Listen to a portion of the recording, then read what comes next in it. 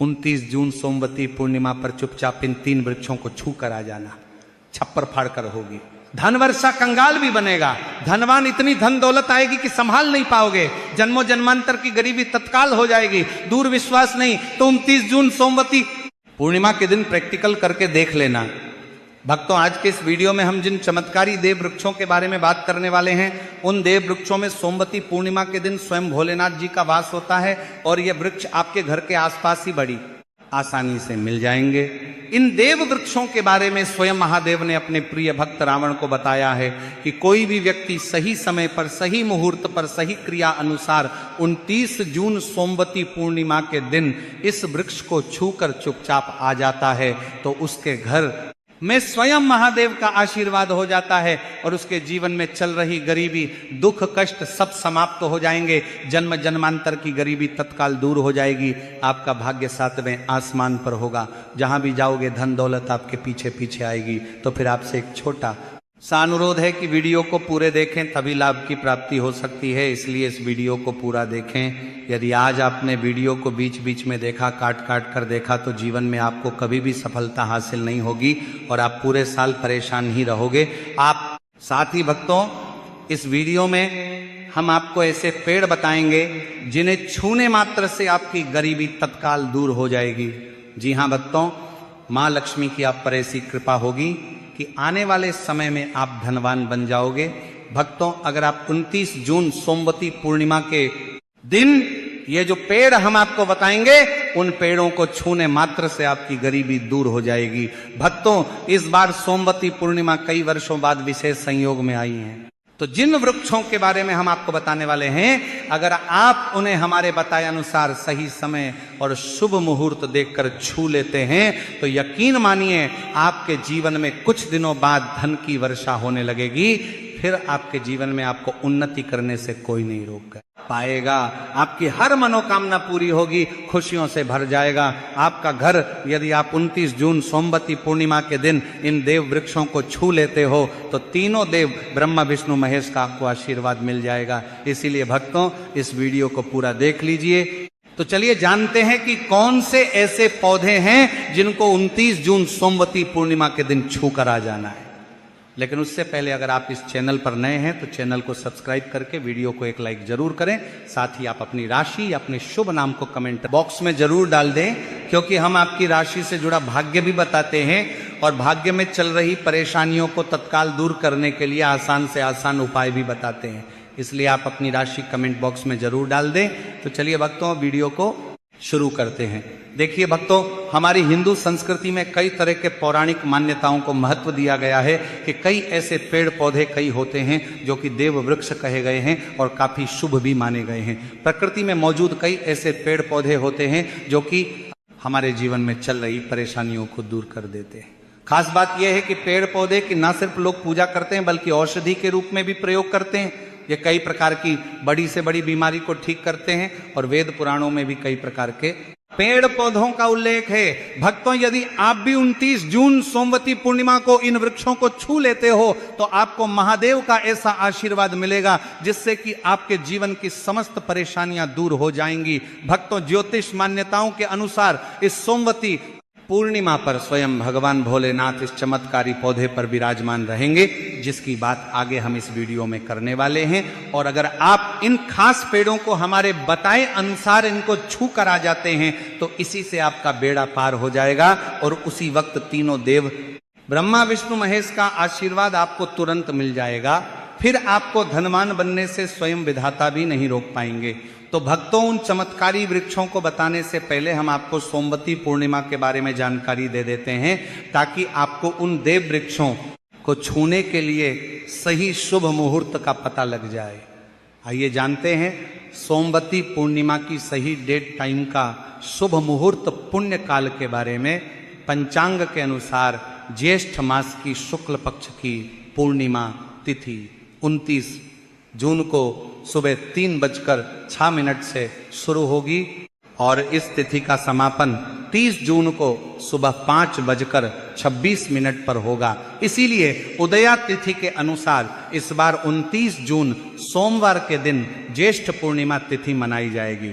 तो भक्तों, सबसे पहले तो आप सभी 29 जून सोमवती पूर्णिमा के दिन इन पौधों को किसी भी समय यानी कि किसी भी टाइम आप छू कर आ सकते हो, उसमें कोई भी दिक्कत वाली बात नहीं है। चलिए अब हम आपका ज्यादा समय बर्बाद ना करते हुए बताते हैं कि कौन कौन से पेड़ पौधे को छूना चाहिए। भक्तों, हमारे हिंदू धर्म में देवी माता रानी के अनेक स्वरूप कहे गए हैं, जिसमें वृक्षों को भीमा देवी के स्वरूप कहा जाता है। तो आज हम आप लोगों को ऐसे वृक्ष के बारे में बताएंगे जिनको 29 जून सोमवती पूर्णिमा के दिन छूना बेहद शुभकारी बताया गया है। सोमवती पूर्णिमा में इनको छूने मात्र से शत्रु दोष, कर्ज दोष, गरीबी दोष सब समाप्त होते हैं।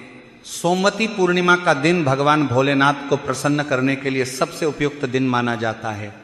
और सोमवती पूर्णिमा के पावन पर्व में कुछ ऐसे वृक्ष हैं जो कि देव वृक्ष कहे गए हैं, देवी वृक्ष कहे गए हैं। ये देवी के स्वरूप होते हैं, माता काली के स्वरूप होते हैं। और हमारे धर्म में पेड़ पौधे को देवी देवता मान करके हम इनकी पूजा करते हैं, और हमें पूजा भी जरूर करनी चाहिए। विज्ञान भी कहता है पेड़ पौधे मनुष्यों को फ्री में प्राणवायु प्रदान करते हैं, और पेड़ पौधे हमें ऑक्सीजन देते हैं, और हमारे जो कार्बन डाइऑक्साइड होता है उसे ग्रहण करके सभी प्रकार की जितनी भी नकारात्मक चीजें होती हैं उसे अपने अंदर में स्वयं सोख लेता है और हमें ताजगी प्रदान करता है। और सोमवती पूर्णिमा के समय में कुछ ऐसे पेड़ पौधे हमारे धर्मशास्त्र में कहे गए हैं जिनको छूने मात्र से व्यक्ति के बंद किस्मत के ताले खुल जाते हैं, व्यक्ति का सौभाग्य चमक जाता है। हमारे शास्त्रों में पेड़ पौधों को बहुत ही गुणकारी कहा जाता है, क्योंकि इनमें साक्षात देवताओं का वास होता है। अनेक बीमारियों का उपचार पेड़ पौधों में ही छुपा है। पेड़ पौधों में कई जड़ी बूटियां पाई जाती हैं, और भगवान श्री कृष्ण ने गीता में स्वयं कहा है कि वृक्षों में मैं पीपल का वृक्ष हूँ। पीपल के वृक्ष को वृक्षों का राजा कहा जाता है, क्योंकि पीपल वृक्ष की जो आयु होती है सबसे ज्यादा होती है, सबसे अत्यधिक होती है।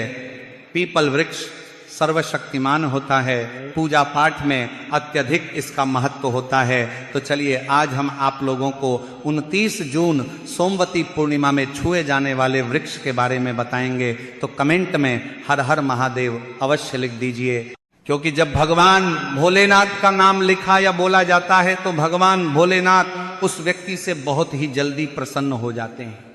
भक्तों, हमारे धर्मशास्त्र में अनेक ऐसे वृक्ष हैं जिन्हें कल्याणकारी और मंगलकारी माना गया है। यह वृक्ष केवल पर्यावरण के लिए नहीं बल्कि हमारे जीवन के लिए भी बेहद महत्वपूर्ण होते हैं। खासकर अगर आप इन वृक्षों को छूते हैं तो आपकी सारी परेशानियां, कष्ट, दुख और तकलीफें खत्म हो जाती हैं।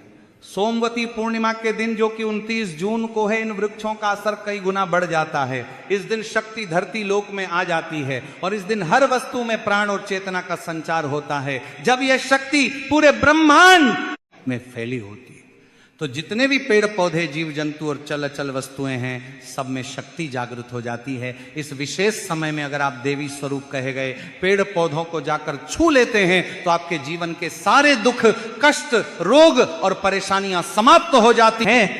खासकर काल सर्प दोष, मंगल दोष, शनि दोष और राहु दोष जैसी समस्याएं तत्काल अपना असर छोड़ देती है और पूरी तरह समाप्त हो जाती है।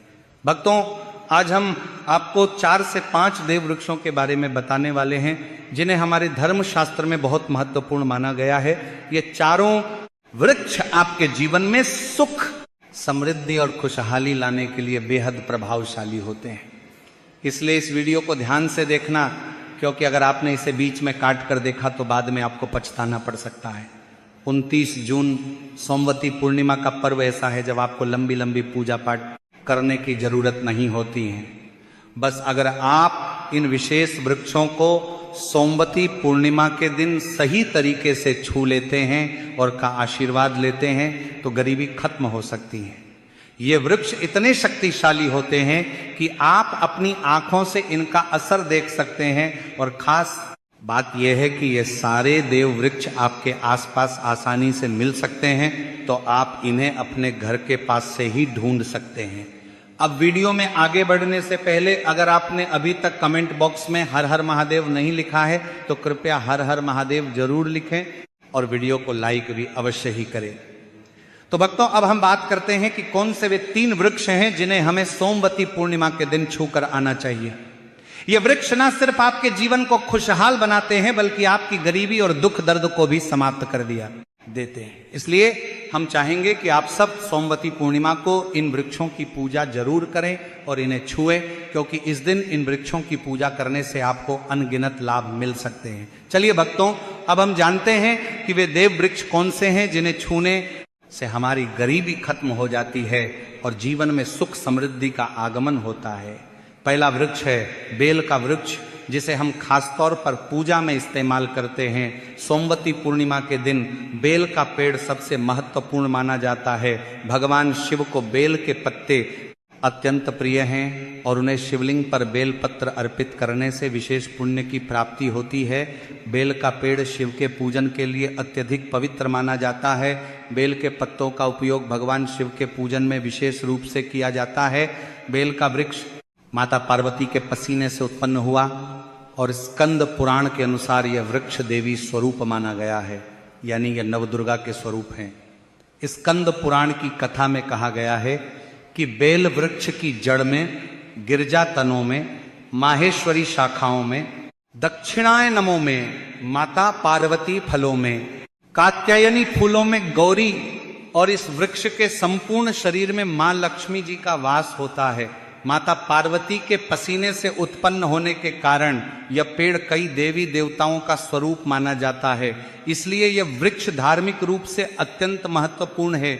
अगर आप संध्या काल में शिव मंदिर या नवदुर्गा मंदिर के पास बेल के वृक्ष के नीचे घी का दीपक जलाते हैं तो व्यक्ति धनवान, गुणवान और पराक्रमी बनता है। इस पेड़ के स्पर्श से व्यक्ति के सभी मनोरथ पूरे होते हैं। इस पेड़ को छूने से पहले आपको एक खास मंत्र भी बोलना चाहिए। वह मंत्र है दर्शन बिल्व वृक्षस्य स्पर्शम पाप नाश अघोर पाप संहार। एक बिलम शिवार्पणम का अर्थ है कि यहाँ पर एक बिलम शिवार्पणम का अर्थ है बेल वृक्ष का दर्शन और स्पर्श करने मात्र से सभी पाप समाप्त हो जाते हैं और शिव को चढ़ाया गया एक बेलपत्र पापों का नाश करता है। तो भक्तों, 29 जून सोमवती पूर्णिमा के दिन इस बेल के वृक्ष को छूकर अपनी मनोकामना बोलिए और फिर चुपचाप आकर वापस आ जाइए। आपके सभी कष्ट, दुख और पाप समाप्त हो जाएंगे और आप धन, सुख और समृद्धि प्राप्त करेंगे। भक्तों, अब हम आपको दूसरे पौधे के बारे में बताते हैं जो कि बहुत ही महत्वपूर्ण है। यह पौधा है शमी का वृक्ष। शमी के वृक्ष को हमारे धर्मशास्त्र में जगदम्बा के स्वरूप के रूप में पूजा जाता है।